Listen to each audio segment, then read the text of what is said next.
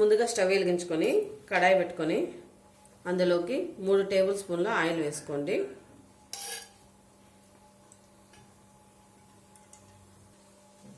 Oil heat ఎక్కిన తర్వాత 1/2 table spoon ఆవాలు, 1/2 టేబుల్ స్పూన్ జీలకర్ర, 1/2 టేబుల్ స్పూన్ పచ్చెనగపప్పు, సన్నగా తరిగిన ఒక ఉల్లిపాయ, 3 పచ్చిమిర్చి చీలికలు, అలాగే ఒక రెమ్మ కరివేపాకు వేసుకొని ఒకసారి బాగా ఫ్రై చేసుకోండి. ఆనియన్స్ అన్నీ కొద్దిగా మెత్తగా అయ్యేంత వరకు ఫ్రై చేసుకోండి. మీడియం ఫ్లేమ్ పెట్టుకొని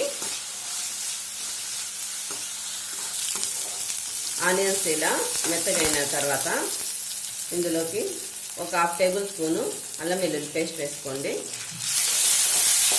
1 నిమిషం పాటు ఈ అల్లం వెల్లుల్లి పేస్ట్ పచ్చివాసన పోయేంత వరకు వేసుకోండి.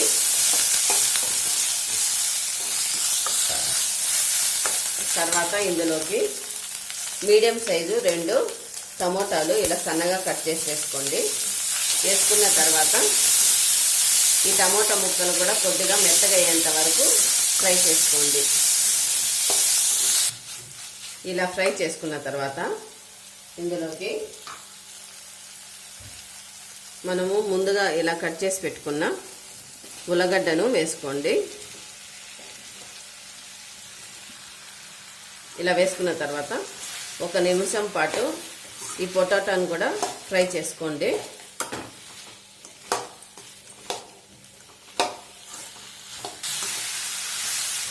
ఇలా ఫ్రై చేసుకున్న తర్వాత ఇందులోకి 1/2 టేబుల్ స్పూన్ పసుపు, తగినంత ఉప్పు వేసుకొని ఒకసారి కలుపుకొని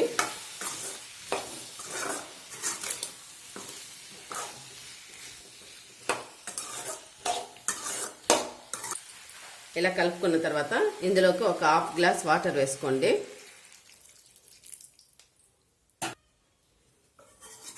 మరోసారి కలుపుకొని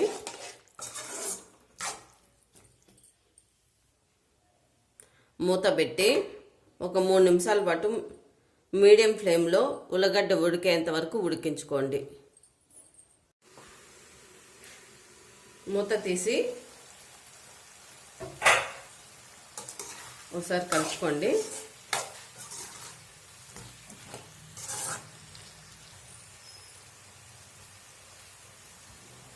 ఉల్లగడ్డ ఉడికిపోయిందండి. మనము పూరీలకి ఇలాగైనా పెట్టుకొని తినచ్చు, లేదంటే మీరు స్మాష్ చేసుకోండి. ఇప్పుడు ఇందులోకి మనము కొత్తిమీరతో గార్నిష్ చేసుకోండి. ఇలా వేసుకున్న తర్వాత ఒకసారి కలుపుకొని ఇంకా స్టవ్ ఆపుకోండి. చూడండి, పొటాటో కర్రీ లాగా అయిపోయింది, బాగుందండి. ఇది పూరీలోకి కానీ అన్నంలోకి కానీ బాగుంటుంది. మీరు కూడా ఒకసారి ట్రై చేసి ఎలా వచ్చిందో కామెంట్ రూపంలో తెలియజేయండి. Please like, share, subscribe.